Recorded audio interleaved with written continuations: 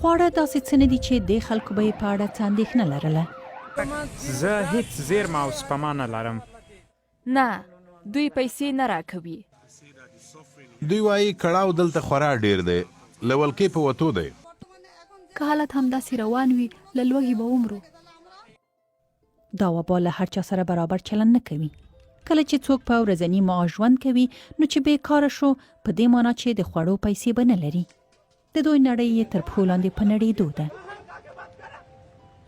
د کار نړیوال سازمان وایي 1.6 میلیارډ خلک ښایي د دې وبا له امله بیکاره شوي وي. دا د نړۍ د کارګرو نیم شمیر دی. وګورئ هر څه چې لرو دوی راکړي. روزا او لور یې د خلکو کورونو کې د پاککارۍ او خدمتګارۍ کار کوه. له کاره ایستل کېدو سره پیسې نه دي ورکړل شوي.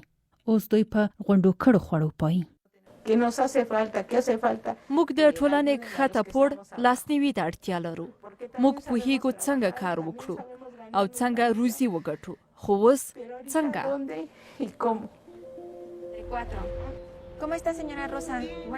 د افغانستان او پاکستان په ګډون د نړۍ لروبر حکومتونو له هغوی سره چې په ورځنۍ مړۍ پایي د لاسنیوي پلانونه په ډاګه کړي دي.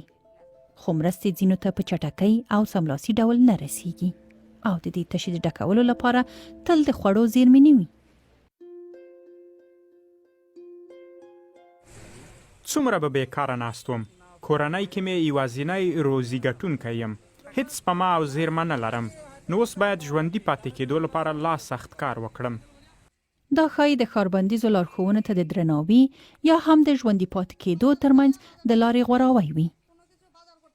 پلورنځي ته ځو خو هیڅ هم نشو اخیستی، لکه شتمنې چې کوي. موږ د هیڅ شي زیرمه کولو وس نه لرو.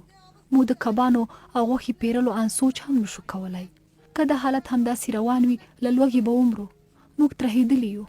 غوښتل مو له انجو سره بیا خبرې وکړو. خو دا د خپل مور و پلار کلي ته تللې وه. هلته خو د خوراک لپاره لږ تر لږه څه کرلی شي.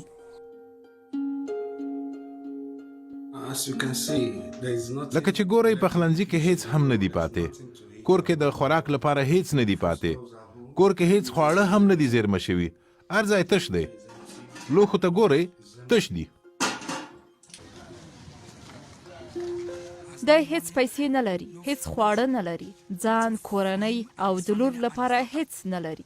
نو زه یو لیک څه داسې مرسته در سره کوم چې وس کې مې ده. فیمې د اوس لپاره پر ملګرو پایي، خو هغوی هم د ګړنګ پر څنډه دي. تر دې مهاله یې له حکومته هیڅ هم نه دي ترلاسه کړي.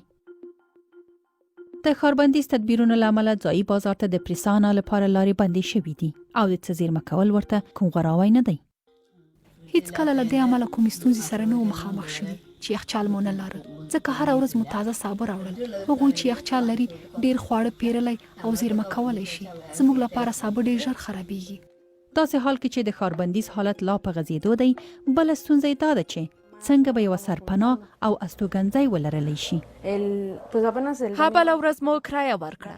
اوس باید د راتلونکي میاشتې لپاره په سپما پیل وکړو. خو له دندې پرته به دا څنګه وکړی شو؟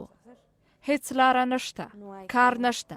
که چیرې وای هم دوی تر څو میاشتو ښایي چاته اړتیا ونه لري. خو لګښتونه بیا داسې دي چې انتظار نه کوي.